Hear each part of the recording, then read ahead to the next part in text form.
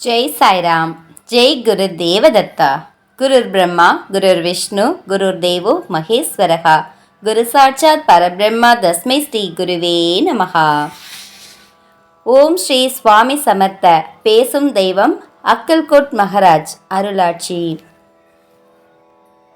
அத்தியாயம் 1. அவதாரம். ஸ்ரீ சுவாமி சமர்த்த மகாராஜ் மகாராஷ்டிராவில் சோலாப்பூர் மாவட்டத்தில் உள்ள அக்கல்கோட் என்னும் ஊருக்கு கிபி 1857 விஜயம் செய்தார். அப்போது அங்கே ஸ்ரீமந்த் மாலோஜி ராஜே என்கின்ற அரசன், அதாவது சத்ரபதி சிவாஜியின் பரம்பரை ஆண்டு கொண்டிருந்தான். அக்கல்கோட் வருவதற்கு முன்பாகவே சுவாமிகள் மங்கள்வேடா, அதாவது சோலாப்பூர் என்ற ஊரில் சிறிது காலம் தங்கியிருந்து தம்முடைய அற்புதமான லீலைகளின் மூலம் மிகவும் பிரசித்தி பெற்றிருந்தார். அக்கல்கோட்டிலிருந்து ஸ்ரீ சுவாமிகள் காசி, ராமேஸ்வரம், மதுரை போன்ற புண்ணிய ஸ்தலங்களுக்கும் சென்று பல்வேறு பக்தர்களின் மனம் கவர்ந்த சத்குருவாக பயணம் செய்து பின்பு மீண்டும் அக்கல்கோட் வந்து வெகு காலம் தங்கி இருந்து அருள் செய்ததால் சுவாமிகளை அனைவரும் பிரியமாக அக்கல்கோட் மகாராஜ் என்றே அழைத்தனர். தியான மூலம் குரோர் மூர்த்தி, பூஜா மூலம் குரோர் பதம், மந்திர மூலம் குரோர் வாக்கியம், மோட்ச மூலம் குரோர் கிருபா என்று சுவாமி மகாராஜ் அடிக்கடி இந்த ஸ்லோகத்தை நமக்காக சொல்லிக்கொண்டே இருந்தார்.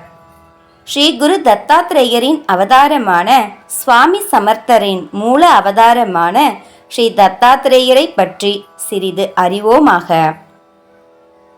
ஸ்ரீ குரு தத்தாத்ரேயர் அத்திரி மகரிஷிக்கும் சதி அனுசியா தேவிக்கும் மும்மூர்த்திகளான சிவ பிரம்மா விஷ்ணுவே குழந்தைகளாக பிறந்தது ஒரு சுவையான சம்பவம்.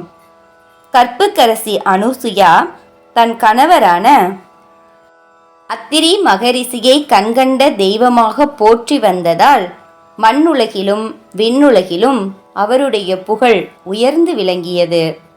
இதனால் பொறாமை கொண்ட முப்பெரும் தேவியர் பார்வதி, சரஸ்வதி மற்றும் லக்ஷ்மி தன் கணவர்மார்களை தூண்டிவிட்டு அனுசுயாவின் கற்பை பரிசோதிக்க பூலோகம் அனுப்பினர்.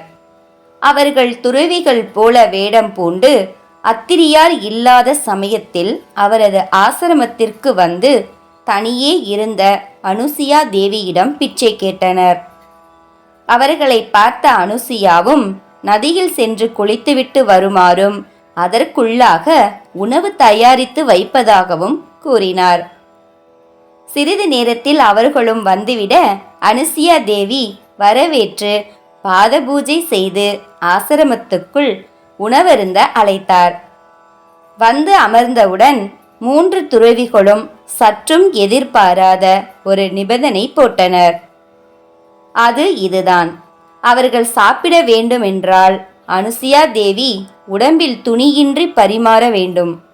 அதிர்ச்சி அடைந்த அம்மையார் கண்களை மூடி சிறிது நேரம் தன் கணவரை தியானித்தவுடன் வந்திருப்பவர்கள் யார், அவர்களுடைய நோக்கம் என்ன என்பதை புரிந்து கொண்டு அப்படியே ஆகட்டும் என்று அவர்களிடம் கூறினார்.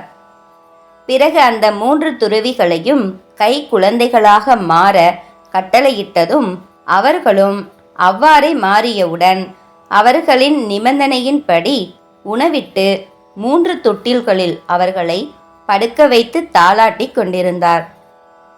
வெளியே சென்றிருந்த தவ சிரேஷ்டரான அத்திரி மகரிஷியும் ஆசிரமத்துக்கு திரும்பி வந்து இந்த அதிசய காட்சியை கண்டு பிரமித்து நின்றார்.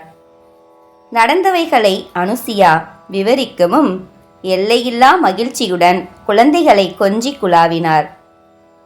பிள்ளை இல்லையே என்ற கவலையை தீர்க்க முப்பெரும் தேவர்களே தங்களுக்கு குழந்தைகளாக ஆனதை எண்ணி இருவரும் மிகவும் ஆனந்தம் அடைந்தார்கள். கிணறு வெட்ட பூதம் கிளம்பிய கதையாக தாம் ஏதோ நினைத்து செய்த காரியம் தமைக்கே வினையாக வந்ததை எண்ணி முப்பெரும் தேவியரும் அத்திரி மகரிஷியின் ஆசிரமத்துக்கு வந்து தங்களை மன்னிக்குமாறும் தங்கள் கணவன்மார்களை மீண்டும் தங்களுக்கே திருப்பி அளிக்குமாறும் பணிவுடன் வேண்டி நின்றனர். சதி அனுசியா தேவியை சந்தேகத்திற்கு இடமில்லாமல் பதிவிரதையாக நாங்கள் ஏற்றுக்கொள்வதாகவும் கூறி பரிதாபமாக நின்றனர். அவர்கள் நிலை கண்டு மனமிறங்கிய ரிஷி தம்பதியினர் குழந்தைகளை மீண்டும் தங்கள் நிலைக்கு திரும்ப பிரார்த்திக்கவும் சிவ பிரம்மா விஷ்ணு பிரசன்னமாயினர். பிள்ளைக்களி தீர்க்க தாங்களே தங்களை அத்திரி மகரிஷிக்கும் அனுசியா தேவிக்கும் தத்தம் செய்வதாக அருள் பாலித்து ஓருடல் 3 தலைகளுடன் தத்தாத்ரேயர் அதாவது தத்த ஆத்ரேயர் அதாவது அத்திரிக்கு தத்தமான குழந்தை என்ற மூவரின் அம்சமான குழந்தையை அவர்களுக்கு பரிசாக வழங்கிவிட்டு தேவலோகம் திரும்பினர்.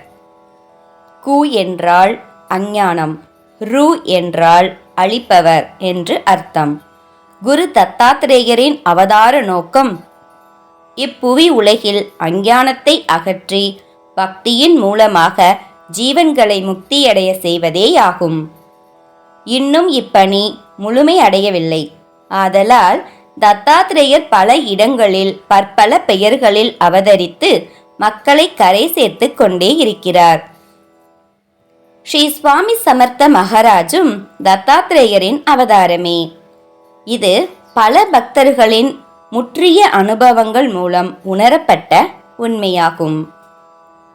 ஸ்ரீ தத்தாத்ரேயரின் அவதாரங்கள் முறையே: 1.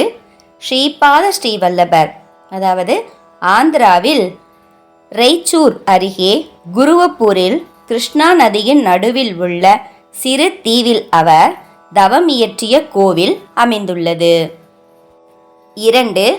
ஸ்ரீ நரசிம்ம சரஸ்வதி, அதாவது மகாராஷ்டிரா கர்நாடகா எல்லையில் கானகாபூரில் சுவாமிகளின் பாதுகை உள்ளது. 3. ஸ்ரீ சுவாமி சமர்த்தர், மகாராஷ்டிராவில் சோலாப்பூர் அருகே 40 கிலோமீட்டர் தொலைவில் அக்கல்கோட்டில் கிபி 1878 மகா சமாதி அடைந்தார். 4.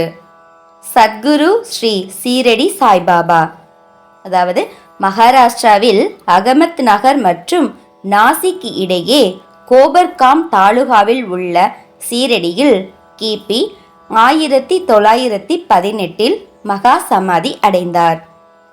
5. சேகாம் ஸ்ரீ கஜானன் மகாராஜ், அதாவது மகாராஷ்டிரா மத்திய பிரதேசம் எல்லையில் சேகாம் என்ற ஊரில் சமாதி அடைந்தார். சத்குரு ஸ்ரீ சீரடி சாய்பாபாவும் ஷேகாம் ஸ்ரீ கஜானன் மகாராஜும் சமகாலத்தில் வாழ்ந்த தத்த அவதாரிகள் ஆவர். குரு கடாட்சம் பரிபூர்ணம். ஒரு சமயம் கானகாபூரில் இருந்து ஸ்ரீ நரசிம்ம சரஸ்வதி சுவாமிகளின் பூசாரி ஸ்ரீ சுவாமி மகாராஜை தரிசிக்க வந்தார். அவரிடம் சுவாமிகள் தன்னுடைய பெயரும் நிருசிங்க பான் என்று கூறி தாமே தத்த அவதாரம் என்பதை அறிவுறுத்தினார். பல சமயங்களில் சமர்த்த சுவாமிகள் பக்தர்கள் தம்மை யாரென்று பக்தியுடன் கேட்கும்போது தத்த நகரத்தின் மூலப்புருஷர் ஆலமரம் என்றும் நானே ராமனாகவும் கிருஷ்ணனாகவும் வந்தேன் என்றும் திருவாய் மலர்ந்து அருளினார். 1866 மற்றும் 67 வாக்கில் ராஜஸ்ரீ சிந்தோபந்த் அப்பா டோல் சோலாப்பூரில் நிர்வாகியாக இருந்தார். அவருடைய உதவியாளர் பண்டரிபுரத்துக்கு தரிசனம் செய்ய சென்ற பொழுது அங்கே ஸ்ரீ கோபால் புவா என்கின்ற சித்த புருஷர் முகாமிட்டிருந்தார். அவரை தரிசிக்க சென்ற உதவியாளரிடம் அந்த சித்தர் சிந்தோபந்துக்கு ஒரு கடிதம் எழுதி அனுப்பினார். அதில் இன்னும் சில வருடங்களில் அவருக்கு தத்தாத்ரேயரின் தரிசனமும் அவருடன் சகவாசமும் கிடைக்கும் என்று ஆசீர்வதித்து இருந்தார். இதை மெய்ப்பிப்பது போலவே ஸ்ரீ சுவாமி சமர்த்தரை சிந்தோபந்த் டோல் சோலாப்பூரில் கண்டு தரிசித்து அவரை அக்கல்கோட்டுக்கு அழைத்து வந்தார். சமர்த்த சுவாமிகள் தத்த அவதாரம் என்பதற்கு இதுவும் ஒரு சான்று. சுவாமிகள் அடிக்கடி தாம் மூல் அதாவது அனைத்திற்கும் மூலமான வேறான பரமாத்மா சிவ பிரம்மா விஷ்ணுவுடைய அவதாரமான தத்தாத்ரேயர் என்று கூறிக்கொண்டே இருந்தார். அக்கல்கோட்டில் சுவாமிகள் எப்பொழுதும் ஒரு பெரிய ஆலமரத்தின் அடியில் வாசம் செய்தார். தாம் இந்த ஆலமரத்தின் ஆணிவேர் என்றும் கூறி வந்தார். ஸ்ரீ சுவாமிகள் கிபி 1878 மகா சமாதி அடைந்த பிறகும் இன்று வரை இந்த ஆலமரத்தில் வாசம் செய்து கொண்டிருப்பதையும் அவரது மூச்சுக்காற்று ராம் ராம் என்று அவரது பாதுகைகளில் இருந்து ஒலிப்பதையும் காதார கேட்டு பரவசம் அடையலாம். சமர்த்த சுவாமிகளின் பற்பல அற்புத லீலைகள் அரங்கேறிய புனிதமான இந்த இடத்தில் தற்போது ஆலமரத்தை சுற்றி சுவாமிகளின் கோவில் வட்ட விருட்ச மந்திர், அதாவது வடவிருட்சம் என்றால் ஆலமரம் என்ற பெயரில் சிறப்புற்று விளங்குகிறது. சமர்த்தர் என்பதற்கு சர்வ வல்லமை படைத்தவர், எதையும் செய்ய வல்லவர், முடியாதது எதுவும் இல்லை என்று பொருள். நாம் திறமையான புத்திசாலி குழந்தையை பார்த்து சமர்த்து என்று அழைப்பதை நினைவு கூறுங்கள்.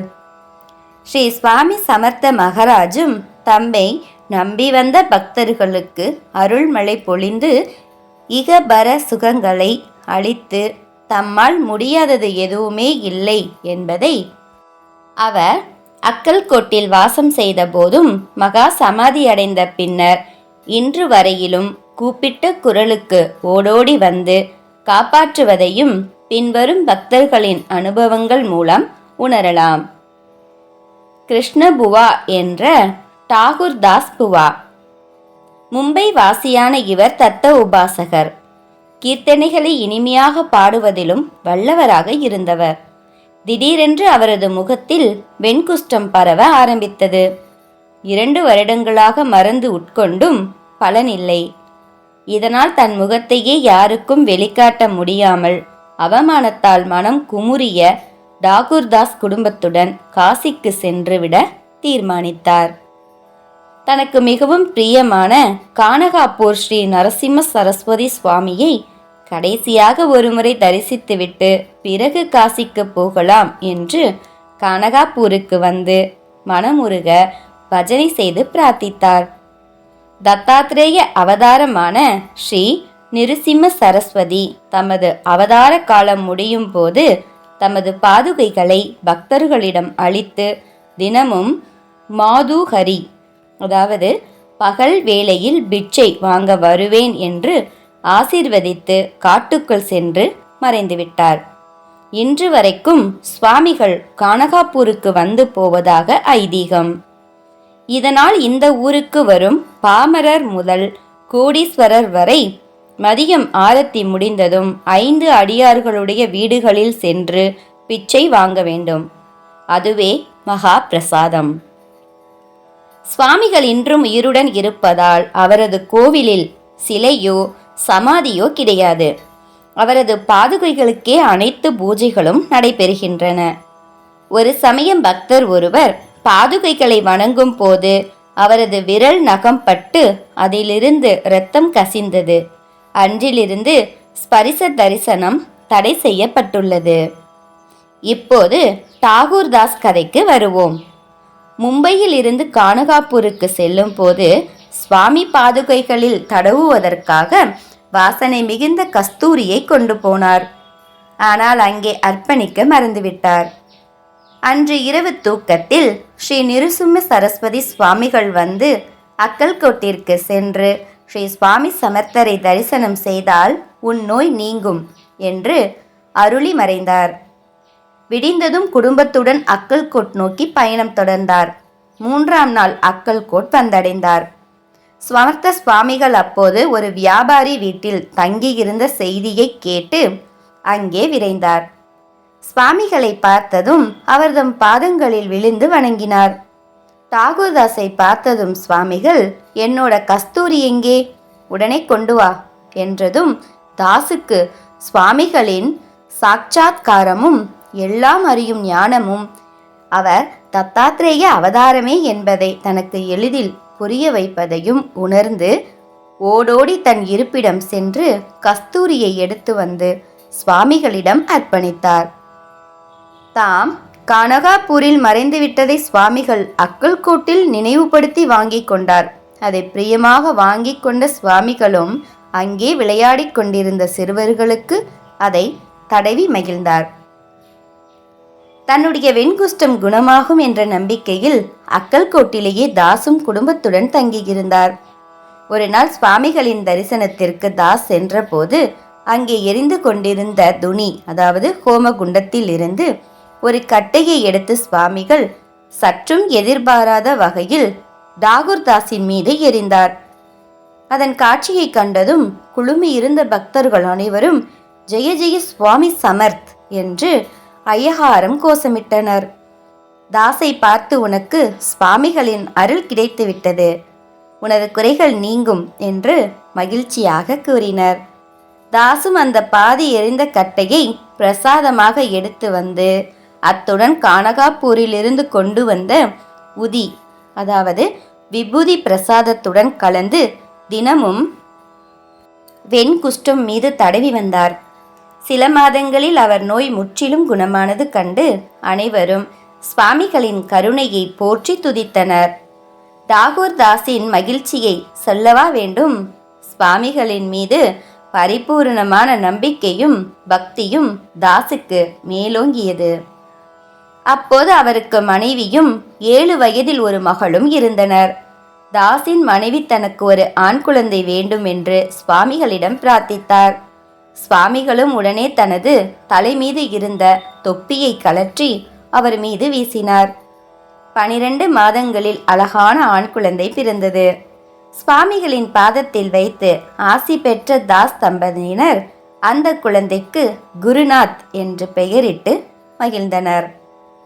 ஸ்ரீ சுவாமி சமர்த்தரின் ஆசியால் நோயும் குணமாகி ஒரு வாரிசுடன் மும்பைக்கு திரும்பிய டாகூர் தாஸ் மும்பையில் டாகூர்தார் என்ற தேவஸ்தானத்தில் ஸ்ரீ சுவாமி சமர்த்த மகாராஜின் பாதுகைகளை பிரதிஷ்டை செய்து வணங்கி வந்தார்.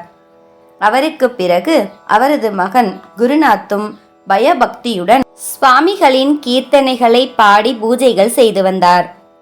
டாகூர் தாஸ் மும்பைக்கு திரும்பினாலும் அவ்வப்போது அக்கல்கோட் வந்து தங்கி மனம் குளிர சுவாமிகளை தரிசித்து கீர்த்தனைகளை பாட மறக்கவில்லை.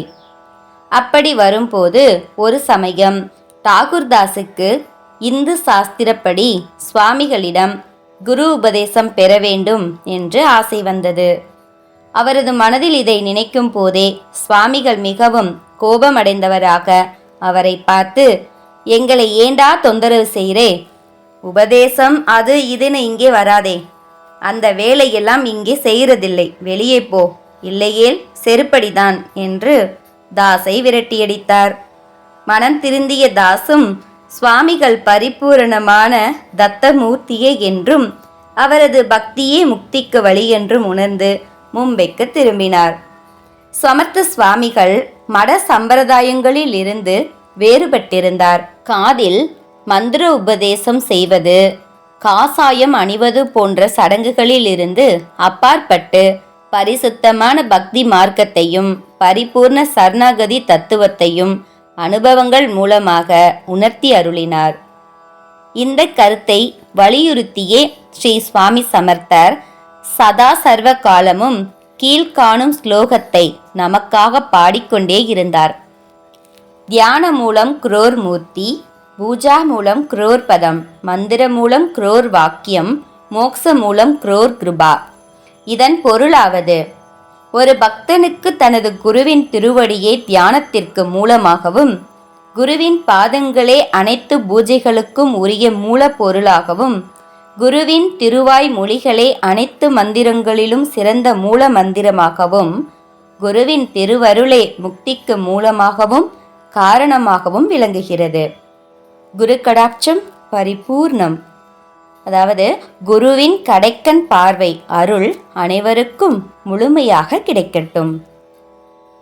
ஸ்ரீ சுவாமி சமர்த்தரின் அடுத்த அவதாரமான சத்குரு ஸ்ரீ சீரடி சாய்பாபாவும் இந்த கருத்தை ஆணித்தரமாக பின்பற்றி சுத்த சமரச சன்மார்க்க நெறியில் வாழ்ந்தும் வழிகாட்டியும் வந்து கொண்டிருக்கிறார். ஸ்ரீ சாய்பாபாவின் அமுத வாக்கியங்களில் சில. 1. குருவை நம்பு. குருவே அனைத்து கடவுளரும் ஆவார். 2. குருவை நம்பு. 6 வித சாஸ்திரங்களும் 4 விதமான சாதனை முறைகளும் அவசியமில்லை. 3. நீ என்னை பார், நான் உன்னை பார்க்கிறேன். 4. குரு தன் பக்தன் இந்த உலகில் எந்த மூலையில் இருந்தாலும் குருவியை கயிற்றால் கட்டி இழுப்பது போல தம்மிடம் அழைத்துக் கொள்கிறார். 5. யாரும் யாரை சேர்ந்தவரும் இல்லை.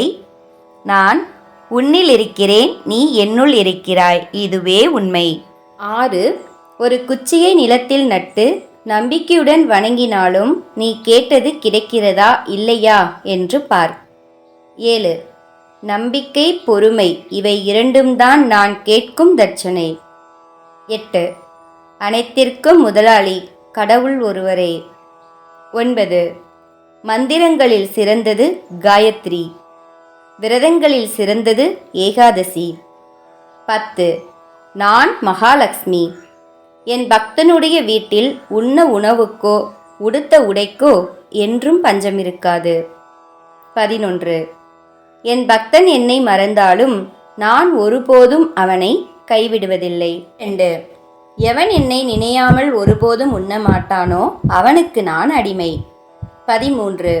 தினமும் சமைத்தவுடன் ஒரு கவளமாவது வீட்டிற்கு வெளியே வைத்துவிட்டால் கண்ணுக்கு தெரிகிற மற்றும் தெரியாத லட்சக்கணக்கான ஜீவராசிகளுக்கு அன்னதானம் அளித்த புண்ணியம் கிடைக்கும்.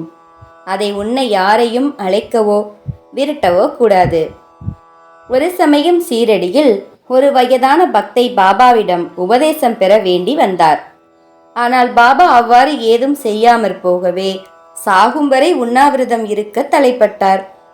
தன் நிலையில் மிகவும் பிடிவாதமாக இருந்த அந்த பெண்மணியை பாபா தம்மிடம் வரவழைத்து அன்பான குரலில், தாயே, எனது குரு எனக்கு எந்த மந்திரத்தையும் காதில் போதிக்கவில்லை. அப்படி இருக்க என்னால் எப்படி தங்களுக்கு உபதேசிக்க இயலும்? அவர் எப்போதும் தவத்திலேயே இருப்பார். நான் அவருக்கு பணிவிடைகள் செய்து கொண்டே அவரது திருமுகத்தை கண்ணிமைக்காமல் பார்த்து கொண்டே இருப்பேன். ஏதாவது ஒரு நாள் தன் கண்களை திறந்து என்னை அருட்பார்வையால் பார்த்துவிட்டு, அதாவது குருக்கடாட்சம், மீண்டும் தவத்தில் ஆழ்ந்து விடுவார். எனக்கு தெரிந்தது எல்லாம் பக்தியும் சரணாகதியுமே. குருவின் கடைக்கண் பார்வை இருந்தாலே நம் வல்வினைகள் நீங்கி முக்திக்கு வழிபிறக்கும். ஆகவே உபதேசம் பெற வேண்டுமென்ற ஆசையை விடுத்து அமைதியாக ஊருக்கு சென்று வாருங்கள் என்று விபூதி பிரசாதம் கொடுத்து சமாதானப்படுத்தி அனுப்பி வைத்தார். சுவாமி சமர்த்தரும் சத்குரு ஸ்ரீ சாய்பாபாவும் தத்தாத்ரேய அவதாரிகளாதலால் இருவரது வழிகளும் ஒன்றி இருப்பதை காணலாம். இந்த கலிகாலத்திற்கேற்றாற் போல மிகவும் சுலபமான பக்தி மார்க்கத்தையே அவர்கள் போதித்து பக்தர்களை கடைத்தேற்றி இன்றளவும் நித்திய சூரிகளாக வாழ்ந்து கொண்டிருக்கிறார்கள். குரு கடாட்சம் பரிபூர்ணம். ஸ்ரீ சுவாமி எங்கே எப்போது பிறந்தார் என்பதற்கான சான்றுகள் ஏதும் கிடைக்கவில்லை. அவரும் அதை பற்றி ஒன்றும் சொல்லவும் இல்லை. சுவாமிகள் கிபி 1838 மங்கள்வேடா என்ற ஊருக்கு வந்ததிலிருந்து மக்கள் அவரை பின்தொடர்ந்து பக்தி செய்தனர். சில செவிவழி கதைகள் உண்டு. வட இந்தியாவில் பாகிரதி நதி பிறக்கும் மலைக்காடுகளில் ரிஷிகளின் தபோவனம் உள்ளது. அங்கே சுவாமிகள் தவத்தில் ஆழ்ந்திருந்தார்.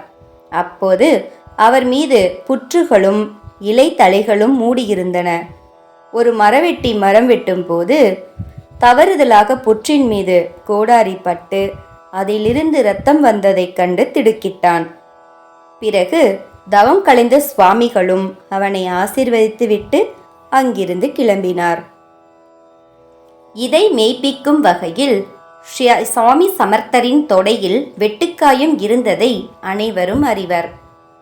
அங்கிருந்து கிளம்பிய சுவாமிகள் காசியில் சில காலம் தங்கி இருந்ததாகவும் பிறகு கங்கா சங்கமத்தில் இருந்ததாகவும் கூறுவர். ஸ்ரீ சுவாமிகள் தேவல் என்ற ஊரில் தம்முடைய பாதுகைகளை பிரதிஷ்டை செய்து ஒரு மடத்தை நிறுவினார். மோங்கலா என்ற ஊரில் அவருக்கு 8 கிராமங்கள் தானமாக கிடைத்தன. அங்கே மடம் நிறுவி தனது சீடர்களிடம் ஒப்படைத்துவிட்டு தன் பயணத்தை மேலும் தொடர்ந்தார். சுவாமிகள் எப்போதும் ஒரே இடத்தில் நில்லாமல் ஊர் ஊராக சென்று பக்தர்களின் குறைகளை நீக்கியதால் சஞ்சார பாரதி என்று புகழ் பெற்றிருந்தார். மகராஜ் ராமேஸ்வரம், மதுரை, உடுப்பி மற்றும் பண்டரிபுரத்திற்கும் யாத்திரை செய்து கிபி 1857 வாக்கில் அக்கல்கோட் வந்து அருள்பாலித்து கொண்டுள்ளார். அப்போதே சுவாமிகளின் வயது 400 அல்லது 500 இருக்கலாம் என்று அடியவர்கள் எண்ணினார்கள். சுமார் 1838 மங்கள்வேடாவுக்கு வந்த சுவாமிகள் ஏறக்குறைய 12 ஆண்டு காலம் அங்கே தங்கியிருந்து தமது பெரும் கருணையினால் பக்தவச்சலனாக திகழ்ந்தார். திரு நானா ரேக்கி என்கின்ற புகழ்பெற்ற ஜோதிடர் ஸ்ரீ ஸ்வமர்த்த சுவாமிகளின் ஜாதகத்தை கணித்து அதை சுவாமிகளின் திருவடியில் அக்கல்கோட்டில் வைத்து ஆசி பெற்றுள்ளதால் அது உண்மையான கணிப்பு என்று நம்பப்படுகிறது. அதன்படி ஸ்ரீ சுவாமிகள் அஸ்தினாபுரத்தில் இருந்து டெல்லியில் இருந்து 12 காத தூரத்தில் உள்ள சேலிகேடே கிராமம் என்ற இடத்தில் கிபி 1149 வருடத்தில் சைத்ர சுத்த 2ஆம் தினத்தில் குருவாரம் வியாழன் அஸ்வினி நட்சத்திரத்தில் அதிகாலை 2 மணியளவில் மேச லக்கணத்தில் ஆலமரத்தடியில் கணபதி ஆலயத்தில் 8 வயது பாலகனாக மண்ணை பிளந்து வெளிப்பட்டார். சுவாமி சுதன் என்றழைக்கப்படுகிற மும்பையை சேர்ந்த பக்தர் தாம் எழுதிய ஆரத்தியிலும் சுவாமிகள் சேலிகேடே கிராமத்தில் அவதரித்ததாக வர்ணிக்கிறார்.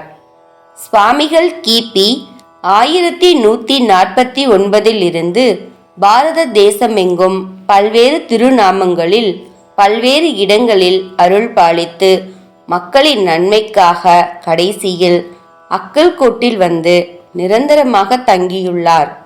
ஆகவே அக்கல்கோட் மகாராஜ் என்று அன்புடன் அழைக்கப்பட்டு புகழ் பெற்று விளங்குகிறார். குரு கடாட்சம் பரிபூர்ணம். அவதார என்கின்ற சமஸ்கிருத சொல்லுக்கு இறங்குதல் என்று பொருள்.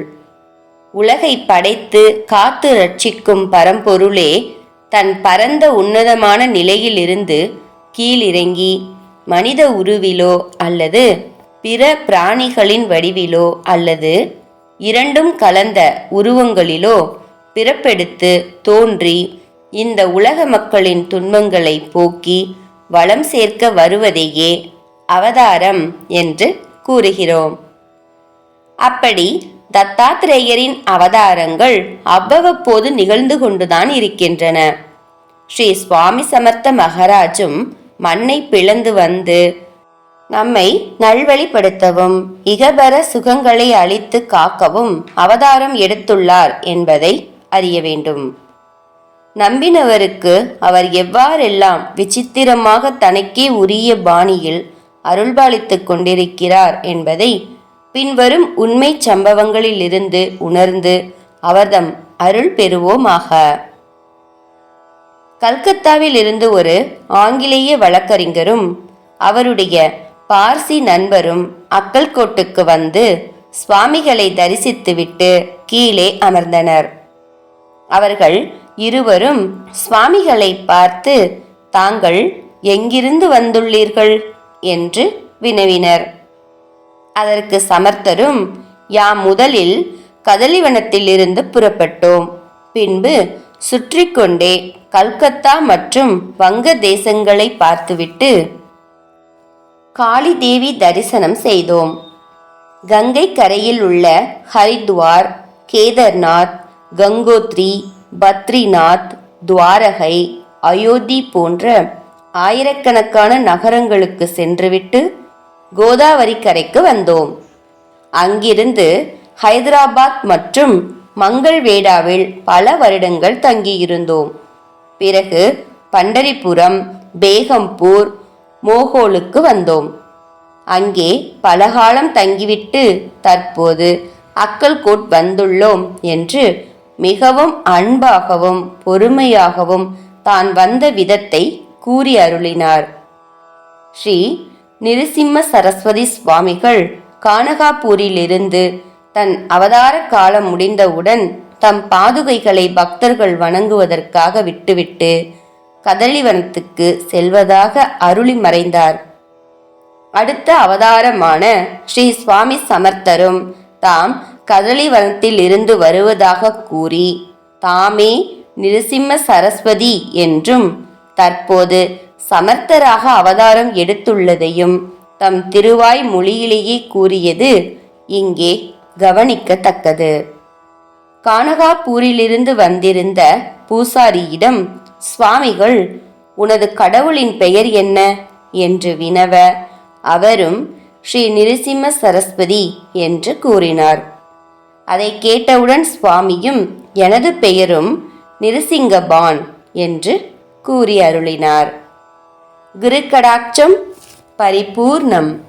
ஜெய் சாய்ராம். ஜெய் குரு தேவதத்தா.